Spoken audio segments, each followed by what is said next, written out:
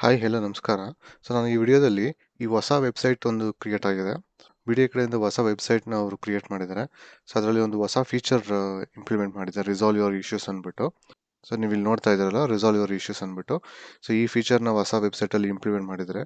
ಇದು resolve your issues feature ಏನು ಮತ್ತು ಅದರಿಂದ ನಮ್ಗೆ ಏನೇನು ಉಪಯೋಗ ಆಗುತ್ತೆ ಅದರ ಕಂಪ್ಲೀಟ್ ಮಾಹಿತಿಯನ್ನು ಈ ವಿಡಿಯೋದಲ್ಲಿ ತಿಳಿಸ್ಕೊಡ್ತೀನಿ. ನೀವು ಆಲ್ರೆಡಿ ಸಬ್ಸ್ಕ್ರೈಬ್ ಮಾಡ್ಕೊಂಡಿಲ್ಲ ಅಂದರೆ please consider subscribing my YouTube channel. ನಾನು ಇದೇ ರೀತಿಯಾಗಿ ಕಂಟೆಂಟ್ನ ಕ್ರಿಯೇಟ್ ಮಾಡ್ತಾ ಹೋಗ್ತೀನಿ. ನೀವು ಯಾವುದೇ ರೀತಿಯ ಕಂಟೆಂಟ್ನ ನೀವು ಮಿಸ್ ಮಾಡಲ್ಲ. BDA ರೀಸೆಂಟಾಗಿ ರಿಸಾಲ್ವ್ ಯುವರ್ ಇಶ್ಯೂಸ್ ಅಂದ್ಬಿಟ್ಟು ಒಂದು ಫೀಚರ್ನ ರಿಲೀಸ್ ಮಾಡಿದ್ದಾರೆ. ರಿಸಾಲ್ವ್ ಯುವರ್ ಇಶ್ಯೂಸ್ ಅಂತ ಫೀಚರ್ ಏನಪ್ಪ ಅಂತಂದರೆ, ನಿಮ್ಮ BDAದಲ್ಲಿ ಯಾವುದೇ ರೀತಿಯ ಇಶ್ಯೂಸ್ ಅಥವಾ ಪ್ರಾಬ್ಲಮ್ ಇತ್ತು ಅಂತಂದರೆ, ನೀವು ಯಾವುದೇ ರೀತಿಯ BDA ಅಫಿಷಿಯಲ್ಸ್ನ ಮೀಟ್ ಆಗಬೇಕು, ಯಾವುದೇ ರೀತಿಯ ಪ್ರಾಬ್ಲಮ್ ಇದ್ದಾಗ ನೀವೊಂದು ಅಪಾಯಿಂಟ್ಮೆಂಟ್ನ ಬುಕ್ ಮಾಡ್ಕೋಬೇಕಾಗತ್ತೆ. ಆ ಅಫಿಷಿಯಲ್ಸ್ ಹತ್ರ ನೀವು ನಿಮ್ಮದು ಪ್ರಾಬ್ಲಮ್ನ ನೀವು ಸ್ಪೆಸಿಫೈ ಮಾಡಿ ಒಂದು ಅಪ್ಲಿಕೇಶನ್ ಫಿಲ್ ಮಾಡಿ ನಿಮಗೆ ಒಂದು ಅಪಾಯಿಂಟ್ಮೆಂಟ್ ಕೊಡ್ತಾರೆ ಪರ್ಟಿಕ್ಯುಲರ್ ಅಫಿಷಿಯಲ್ಸ್ನ ನೀವು ಮೀಟ್ ಆಗಲಿಕ್ಕೆ. ಆ ಅಪಾಯಿಂಟ್ಮೆಂಟಲ್ಲಿ ನೀವು ಇಟ್ಕೊಂಡು ನೀವು ಹೋದಾಗ ನೀವು ಮಲ್ಟಿಪಲ್ BDA ಆಫೀಸ್ಗೆ ನೀವು ಅಲ್ದಾಡೋದು ತಪ್ಪುತ್ತೆ. ಅದಕ್ಕೋಸ್ಕರ ಈ ರಿಸಾಲ್ವ್ ಯುವರ್ ಫೀಚರ್ನ ತಂದಿದ್ದಾರೆ ಈ ವೆಬ್ಸೈಟಲ್ಲಿ. ಇದು ಒಂದು ಒಳ್ಳೆ ಫೀಚರ್ ಅಂತ ಹೇಳ್ಬೋದು. ಇದಾಗಲೇ ನಿಮಗೆ ಲಾಂಗ್ ಬ್ಯಾಕ್ ಇದು ಇಂಪ್ಲಿಮೆಂಟ್ ಆಗಬೇಕಾಗಿತ್ತು, ಬಟ್ ಇದು ತುಂಬ ಲೇಟಾಗಿ ಇಂಪ್ಲಿಮೆಂಟ್ ಆಗ್ತಿದೆ ಅಂತ ಕೂಡ ಹೇಳ್ಬೋದು. ಇದನ್ನು ಯಾವ ರೀತಿಯಾಗಿ ಫಿಲ್ ಮಾಡಬೇಕು, ಯಾವ ರೀತಿಯಾಗಿ ಇದು ಮಾಡಬೇಕು ಅಂತ ಅರ್ಥ ಮಾಡ್ಕೊಳ್ಳೋಣ. ಅದಕ್ಕೂ ಮುಂಚೆ ಯಾವುದೆಲ್ಲ ಪ್ರಾಬ್ಲಮ್ ಬರ್ಬೋದು ಅಂತ ಒಂದು 2-3 ಸ್ಪೆಸಿಫಿಕೇಶನ್ ಹೇಳಬೇಕು ಅಂತಂದರೆ, ಸಪೋಸ್ ನೀವೇನಾದರೂ ಈ ಆ್ಯಕ್ಷನಲ್ಲಿ ಪಾರ್ಟಿಸಿಪೇಟ್ ಮಾಡಿದ್ದೀರಾ ಮತ್ತು ನಿಮಗೆ ರಿಜಿಸ್ಟ್ರೇಷನ್ ತುಂಬ ಡಿಲೇ ಆಗ್ತಿದೆ ಅಂತಂದಾಗ, ನಿಮ್ಗೆ ಏನಾದರೂ ಪ್ರಾಬ್ಲಮ್ನ ನೀವು BDA ಅಫಿಷಿಯಲ್ಸ್ ಹತ್ರ ನೀವು ಇದು ಮಾಡ್ಕೋಬೇಕು, ಡಿಸ್ಕಸ್ ಮಾಡಬೇಕು ಅಥವಾ ಪ್ರಾಬ್ಲಮ್ನ ಸಾಲ್ವ್ ಮಾಡ್ಕೋಬೇಕು ಅಂತಂದಾಗ ನೀವು ಒಂದು ಅಪಾಯಿಂಟ್ಮೆಂಟ್ನ ಬುಕ್ ಮಾಡಿಕೊಂಡು, ನಿಮಗೆ 3 ಇಂದ 5:30ವರೆಗೂ ನಿಮ್ಗೆ ಅಪಾಯಿಂಟ್ಮೆಂಟ್ ಇರುತ್ತೆ. ಆ ಟೈಮಲ್ಲಿ ನೀವು ಬುಕ್ ಮಾಡಿಕೊಂಡು ನೀವು ವಿಸಿಟ್ ಮಾಡೋಕ್ಕಾಗತ್ತೆ, BDA ಆಫೀಸ್ನ ವಿಸಿಟ್ ಮಾಡೋಕ್ಕಾಗತ್ತೆ. ಅವ್ರು ನಿಮ್ಗೊಂದು ಎಕ್ಸಾಕ್ಟ್ ಟೈಮು ಮತ್ತು ಅಫಿಷಿಯಲ್ ನೇಮು ಮತ್ತು ಎಲ್ಲ ಡೀಟೇಲ್ಸ್, ನಿಮಗೆ ಅಪಾಯಿಂಟ್ಮೆಂಟ್ ID ಕೂಡ ಕೊಡ್ತಾರೆ. ಅದನ್ನು ಇಟ್ಕೊಂಡು ನೀವು ವಿಸಿಟ್ ಮಾಡಿದಾಗ ನಿಮಗೆ ನೀವು ಮಲ್ಟಿಪಲ್ ಆಫ್ BDA ವಿಸಿಟ್ ಮಾಡೋದು ತಪ್ಪುತ್ತೆ. ಯಾಕೆಂತಂದರೆ ಆ ಅಫಿಷಿಯಲ್ ಇಲ್ಲ, ಈ ಅಫಿಷಿಯಲ್ ಇಲ್ಲ ಅಂತ ಅಂದ್ಬಿಟ್ಟು ಯೂಶಲಿ ನಾವೆಲ್ಲ ನೋಡಿರ್ತೀವಿ, ನಾವು ಆ ಥರ ಇಶ್ಯೂಸ್ ಆಗಿರುತ್ತೆ. ಅದೆಲ್ಲ ರಿಸಾಲ್ವ್ ಆಗಲಿಕ್ಕೆ ನಮ್ಗೆ ಈ ಥರ ಆಗಿರುತ್ತೆ. ಅದೇ ರೀತಿಯಾಗಿ ಫಾರ್ಮ್ ಹೌಸ್ ಆಗಿರ್ಬೋದು, ಯಾವುದೇ ರೀತಿಯ ನಮ್ಗೆ ಲ್ಯಾಂಡ್ ಅವರು ಇದು ಮಾಡ್ಕೊಂಡಾಗ, ಅಕ್ವೈರ್ ಮಾಡ್ಕೊಂಡಾಗ ಏನೇ ಇಶ್ಯೂ ಇದ್ದರೂ ಅವರು ಕೂಡ ನಿಮಗೆ ಇದೇ ರೀತಿಯಾಗಿ ಅಪಾಯಿಂಟ್ಮೆಂಟ್ ಬುಕ್ ಮಾಡಿಕೊಂಡು BDA ಅಫಿಷಿಯಲ್ಸ್ನ ಮೀಟ್ ಮಾಡ್ಬೋದು. ನೀವು ಮೊದಲನೇದಾಗಿ ನೀವು ಅಪಾಯಿಂಟ್ಮೆಂಟ್ ಬುಕ್ ಮಾಡ್ಕೊಳ್ಳಿಕ್ಕೆ ನೀವು ಈ ವೆಬ್ಸೈಟ್ಗೆ ಬರೋಕ್ಕಾಗತ್ತೆ. ಹೊಸದಾಗಿ ಈ ವೆಬ್ಸೈಟ್ನ ಕ್ರಿಯೇಟ್ ಮಾಡಿದರೆ kbda.karnataka.gov.in ವೆಬ್ಸೈಟ್ಗೆ ಬರೋಕ್ಕಾಗತ್ತೆ. ಅಲ್ಲಿ ಬಂದು ನಿಮ್ಗೆ ಇಲ್ಲಿ ರಿಸಾಲ್ವ್ ಯುವರ್ ಇಶ್ಯೂಸ್ ಅಂತ ಒಂದು ಮೇಲ್ಗಡೆ ರೈಟ್ ಟಾಪ್ ಕಾರ್ನರಲ್ಲಿ ನಿಮಗೊಂದು ಆಪ್ಷನ್ ಇರುತ್ತೆ, ಅದನ್ನು ಕ್ಲಿಕ್ ಮಾಡ್ಕೋಬೇಕಾಗತ್ತೆ. ಒನ್ಸ್ ಅದನ್ನು ಕ್ಲಿಕ್ ಮಾಡ್ಕೊಂಡ್ಮೇಲೆ ಇಲ್ಲಿ ನಿಮಗೆ ಮೊಬೈಲ್ ನಂಬರ್ನ ಎಂಟರ್ ಮಾಡಬೇಕಾಗತ್ತೆ. ಇಲ್ಲಿ ನೀವು ಕಾಣಿಸ್ತಾ ಇದೆಯಲ್ಲ, ಇಲ್ಲಿ ಮೊಬೈಲ್ ನಂಬರ್ ನೀವು ಎಂಟರ್ ಮಾಡಬೇಕಾಗತ್ತೆ. ಒನ್ಸ್ ನೀವು ಮೊಬೈಲ್ ನಂಬರ್ ಎಂಟರ್ ಮಾಡ್ಕೊಂಡ್ಮೇಲೆ ಇಲ್ಲಿ ಕೆಳಗಡೆ ಕಾಣಿಸ್ತಿರೋಂಥ ಕ್ಯಾಪ್ಚಾ ನೀವು ಕೂಡ ನೀವು ಎಂಟರ್ ಮಾಡಬೇಕಾಗತ್ತೆ. ಒನ್ಸ್ ಕ್ಯಾಪ್ಚಾ ಎಂಟರ್ ಮಾಡಿದ್ಮೇಲೆ ಇಲ್ಲಿ ಸೆಂಡ್ OTP ಅಂತ ಒಂದು ಬಟನ್ ಕಾಣಿಸ್ತಿದೆಯಲ್ಲ, ಅದನ್ನು ನೀವು ಕ್ಲಿಕ್ ಮಾಡ್ಕೋಬೇಕಾಗತ್ತೆ. ಆವಾಗ ನಮ್ಮ ಮೊಬೈಲ್ ನಂಬರ್ಗೆ ಒಂದು OTP ಬರುತ್ತೆ. ಆ OTPನ ನಾವು ಇಲ್ಲಿ ಎಂಟರ್ ಮಾಡಬೇಕಾಗತ್ತೆ. ಅದು OTP ಬಂದ್ಬಿಟ್ಟು 4 ನಂಬರ್ ಡಿಜಿಟ್ಸ್ ಇರುತ್ತೆ. ಈ ರೀತಿಯಾಗಿ OTPನ ಇದು ಮಾಡಿಕೊಂಡು ವೆರಿಫೈ OTP ಕ್ಲಿಕ್ ಮಾಡಬೇಕಾಗತ್ತೆ. ಒನ್ಸ್ ನೀವು ಕ್ಲಿಕ್ ಮಾಡಿದ್ಮೇಲೆ ನಿಮಗೆ ಸಿಟಿಸನ್ ಲಾಗಿನ್ ಆಗಿರುತ್ತೆ. ಲಾಗಿನ್ ಆದಮೇಲೆ ನಿಮಗೆ ಇಲ್ಲಿ ಕಾಣಿಸ್ತಾ ಇದೆಯಲ್ಲ, ಈ ಬಟನ್ ಮೇಲೆ ಕ್ಲಿಕ್ ಮಾಡ್ಕೋಬೇಕಾಗತ್ತೆ. ರಿಸಾಲ್ವ್ ಯುವರ್ ಇಶ್ಯೂಸ್ ಅಂತ ಇದೆಯಲ್ಲ, ಅದ್ರ ಮೇಲೆ ಕ್ಲಿಕ್ ಮಾಡಬೇಕಾಗತ್ತೆ. ಅದಕ್ಕೂ ಮುಂಚೆ ಇಲ್ಲಿ ನಿಮಗೆ ಸ್ಟೆಪ್ ಬೈ ಸ್ಟೆಪ್ ಪ್ರೊಸೀಜರ್ ಕೊಟ್ಟಿದ್ದಾರೆ, ಅದನ್ನು ತಿಳ್ಕೊಳ್ಳೋಣ. ವಿಸಿಟ್ BDA ವೆಬ್ಸೈಟ್ ಅಂತ ಹೇಳ್ತಾ ಇದ್ದಾರೆ. ನಾವು ಆಲ್ರೆಡಿ ವಿಸಿಟ್ ಮಾಡಿದ್ದೀವಿ. ಅದಾದಮೇಲೆ ನಮಗೆ ರಿಸಾಲ್ವ್ ಯುವರ್ ಇಶ್ಯೂಸ್ ಪೇಜ್ಗೆ ಬರಬೇಕಾಗುತ್ತೆ. ನಾವು ಪೇಜ್ಗೆ ಕೂಡ ಬಂದಿದ್ದೀವಿ. ಒನ್ಸ್ ಬಂದಮೇಲೆ ನಮಗೆ ಅಪ್ಲಿಕೇಶನ್ ಫಾರ್ಮ್ ಇರುತ್ತೆ, ಆ ಫಾರ್ಮ್ನ ನಾವು ಫಿಲ್ ಮಾಡೋಕ್ಕಾಗತ್ತೆ. ಅದನ್ನು ಕೂಡ ನಾನು ತೋರಿಸ್ಕೊಡ್ತೀನಿ. ಅದಾದಮೇಲೆ ಒಂದು ನಮಗೆ ಅಪಾಯಿಂಟ್ಮೆಂಟ್ ID ಮತ್ತು ಒಂದು SMS ಕೂಡ ಬರುತ್ತೆ. ನಮ್ಮ ಮೊಬೈಲ್ ನಂಬರ್ ನಾವೇನು ಲಾಗಿನ್ ಆಗಿದ್ದೀವಲ್ಲ ಅದಕ್ಕೆ ಕೂಡ ಬರುತ್ತೆ. ಒನ್ಸ್ ಅದು ಬಂದಮೇಲೆ ಕನ್ಸರ್ನ್ಡ್ BDA ಅಫಿಷಿಯಲ್ಸ್ಗೆ ನಿಮಗೆ ಅಸೈನ್ ಆಗಿರುತ್ತೆ. ಅವರ ನೇಮ್ ಮತ್ತು ಅವರ ಡೆಸ್ಟಿನೇಷನ್ ಎಲ್ಲ ನಿಮಗೆ ನೋಟಿಫಿಕೇಶನ್ ಬರುತ್ತೆ. ಅವ್ರ ಮತ್ತು ಡೇಟ್ ಮತ್ತು ಟೈಮ್ ಬರುತ್ತೆ.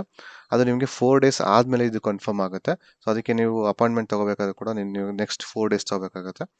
ಒನ್ಸ್ ಅದಾದಮೇಲೆ ನಿಮಗೆ ಒಂದು QR ಕೂಡ ಜನರೇಟ್ ಆಗುತ್ತೆ. QR ಕೋಡು ಇದು ನಿಮಗೆ ಗೇಟ್ ಪಾಸ್ ಆಗಿರುತ್ತೆ. ನಿಮಗೆ ಇನಿಷಿಯಲಿ ನಿಮಗೆ BDA ಆಫೀಸ್ಗೆ ಹೋಗ್ಬೇಕಾದ್ರೆ ನೀವು ನೋಡಿರ್ತೀರ, ಅಲ್ಲಿ ನಿಮಗೆ ಸೆಕ್ಯೂರಿಟಿ ಗಾರ್ಡ್ ಅಥವಾ ಪೊಲೀಸರು ಇರ್ತಾರೆ. ಅವರಿಗೆ ನಿಮಗೆ ಈ ಗೇಟ್ ಪಾಸ್ನ QR ಕೋಡ್ನ ಅವ್ರಿಗೆ ತೋರಿಸ್ಬಿಟ್ಟು ನೀವು ಅಲ್ಲಿ ಎಂಟ್ರಿ ಮಾಡಿ ನೀವು ಹೋಗ್ಬೇಕಾಗತ್ತೆ. ಒನ್ಸ್ ನೀವು ಹೋದ್ಮೇಲೆ ನಿಮ್ಗೆ ಆ ಅಫಿಷಿಯಲ್ ಹತ್ರ ಹೋಗ್ಬಿಟ್ಟು, BDA ಅಫಿಷಿಯಲ್ಸ್ ಹತ್ರ ಹೋಗ್ಬಿಟ್ಟು ಈ ಕನ್ಸರ್ನ್ಡ್ SMS ಮತ್ತು ನಿಮ್ಗೆ ಅಪಾಯಿಂಟ್ಮೆಂಟ್ ID ಕೊಟ್ಟಾಗ ಅವರು ನಿಮ್ಮ ಪ್ರಾಬ್ಲಮ್ನ ಅವರು ನಿಮ್ಗೆ ಅಡ್ರೆಸ್ ಮಾಡ್ತಾರೆ. ನಾವೀಗ ನೋಡೋಣ ಈಗ ಯಾವ ರೀತಿಯಾಗಿ ಅಪ್ಲಿಕೇಶನ್ ನಾವು ಫಾರ್ಮ್ನ ಫಿಲ್ ಮಾಡಬೇಕು ಅಂದ್ಬಿಟ್ಟು. ಈ ರಿಸಾಲ್ವ್ ಯುವರ್ ಇಶ್ಯೂಸ್ ಅನ್ನೋ ಬಟನ್ ಮೇಲೆ ನಾವು ಕ್ಲಿಕ್ ಮಾಡೋಣ. ಒನ್ಸ್ ಕ್ಲಿಕ್ ಮಾಡಿದ್ಮೇಲೆ ನಮಗೆ ಐಡೆಂಟಿಟಿ ಡೀಟೇಲ್ಸ್ ಇಲ್ಲಿ ಕೇಳುತ್ತೆ. ಇಲ್ಲಿ ನೀವು ನೋಡ್ಬೋದು, ನೇಮ್ ಮತ್ತು ಇಮೇಲ್ ID ಮತ್ತು ಇಲ್ಲಿ ಮೊಬೈಲ್ ನಂಬರ್ ಆಟೋಮೆಟಿಕ್ ಲಾಗಿನ್ ಆಗಿರ್ತೀವಲ್ಲ ಅದೇ ತೊಗೊಂಡಿರುತ್ತೆ. ಮತ್ತು ನಾವೊಂದು ಐಡಿ ಟೈಪ್ನ ನಾವು ಸೆಲೆಕ್ಟ್ ಮಾಡ್ಕೋಬೇಕಾಗುತ್ತೆ. ಆಧಾರ್ ಕಾರ್ಡ್, ಪಾನ್ ಕಾರ್ಡ್, ಮತ್ತು ಡ್ರೈವಿಂಗ್ ಲೈಸೆನ್ಸ್, ಮತ್ತು ಪಾಸ್ಪೋರ್ಟ್ ಅಥವಾ ವೋಟರ್ ಐ ಡಿ ಯಾವುದಾದ್ರೂ ಒಂದು ನೀವು ಸೆಲೆಕ್ಟ್ ಮಾಡ್ಕೋಬೇಕಾಗತ್ತೆ. ಅದರ ನೇಮ್ನ, ಅದರ ನಂಬರ್ನ ಕೂಡ ಇಲ್ಲಿ ಎಂಟ್ರಿ ಮಾಡಬೇಕಾಗತ್ತೆ. ಅದಾದಮೇಲೆ ಒಂದು ಸಾಫ್ಟ್ ಕಾಪಿನ ಕೂಡ ಇಲ್ಲಿ ನೀವು ಅಪ್ಲೋಡ್ ಮಾಡೋಕ್ಕಾಗತ್ತೆ. ಆಧಾರ್ ಕಾರ್ಡ್ ಸಾಫ್ಟ್ ಕಾಪಿ ಕೂಡ ಇಲ್ಲಿ ಅಪ್ಲೋಡ್ ಮಾಡೋಕ್ಕಾಗತ್ತೆ ಇನ್ ಕೇಸ್. ಅದಾದಮೇಲೆ ನಿಮಗೆ ಕಮ್ಯುನಿಕೇಷನ್, ಅಕಸ್ಮಾತ್ ಏನಾದರೂ ಬಿ ಡಿ ಎ ನಿಮಗೆ ನೆಕ್ಸ್ಟ್ ನಿಮಗೆ ನಿಮ್ಮ ಇಶ್ಯೂ ರಿಲೇಟೆಡ್ ಏನಾದರೂ ಕಮ್ಯುನಿಕೇಟ್ ಮಾಡಬೇಕು ಅಂತಂದರೆ ಡೋರ್ ನಂಬರ್ ಮತ್ತು ಅದು ನಿಮ್ಮ ಫುಲ್ ಅಡ್ರೆಸ್ನ ನೀವು ಇಲ್ಲಿ ಕೊಡಬೇಕಾಗತ್ತೆ. ಇದೇ ನಿಮಗೆ ಕಮ್ಯುನಿಕೇಷನ್ ಅಡ್ರೆಸ್ ಆಗಿರುತ್ತೆ. ಅದಾದಮೇಲೆ ಇಲ್ಲಿ ನಿಮಗೆ ಪರ್ಪಸ್ ಆಫ್ ವಿಸಿಟ್ ಇರುತ್ತೆ. ನಿಮ್ಗೆ ಏನು ಪ್ರಾಬ್ಲಮ್ ಇದೆ ಆ ರಿಲೇಟೆಡ್ ನೀವು ಇಲ್ಲಿ ಸೆಲೆಕ್ಟ್ ಮಾಡ್ಕೋಬೇಕಾಗತ್ತೆ. ಸರ್ವಿಸಸ್ ಎಲ್ಲ ಇಲ್ಲಿ ಸೆಲೆಕ್ಟ್ ಮಾಡ್ಕೋಬೇಕಾಗತ್ತೆ. ಸೊ ನಾವೀಗ ಒಂದು ಈ ಆಕ್ಷನ್ ಅಂತ ಸೆಲೆಕ್ಟ್ ಮಾಡ್ಕೊಂಡಾಗ ಅದರ ಕುಂದುಕೊರತೆ ಕೂಡ ಇಲ್ಲಿರುತ್ತೆ. ಸೊ ಇಲ್ಲಿ ನೋಡ್ಬೋದು ಅದ್ರ ರಿಲೇಟೆಡ್ ಆದಂಥ ನಿಮಗೆ ಸಬ್ ಕ್ಯಾಟಗರಿ ಎಲ್ಲ ಇಲ್ಲಿ ಬಂದಿರುತ್ತೆ. ಸೊ ನಿಮಗೆ delay in registration of sale deed ಅಂತ ಇತ್ತು ಅಂತ ನೀವು ಇದನ್ನು ಸೆಲೆಕ್ಟ್ ಮಾಡ್ಕೋಬೇಕಾಗತ್ತೆ.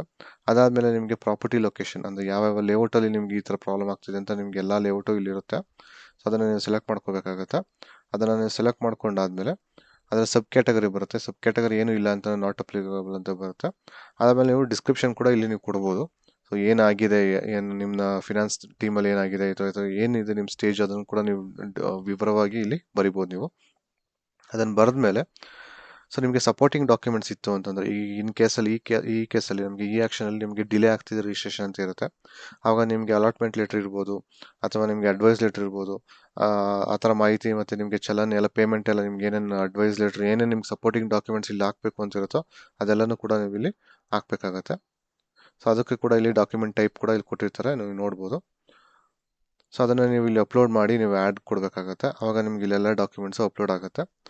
ಅದಾದಮೇಲೆ ನೀವು ಇಲ್ಲಿ ಸ್ಲಾಟ್ನ ಬುಕ್ ಮಾಡ್ಕೋಬೇಕಾಗತ್ತೆ. ಅಂದರೆ ನಿಮ್ಗೆ ಯಾವ ಟೈಮಲ್ಲಿ ನಿಮಗೆ ಡೇಟಲ್ಲಿ ನಿಮ್ಗೆ ಬೇಕು ಅಂತ ಇರುತ್ತಲ್ಲ ಆವಾಗ ನಿಮ್ಗೆ ಇಲ್ಲಿರುತ್ತೆ.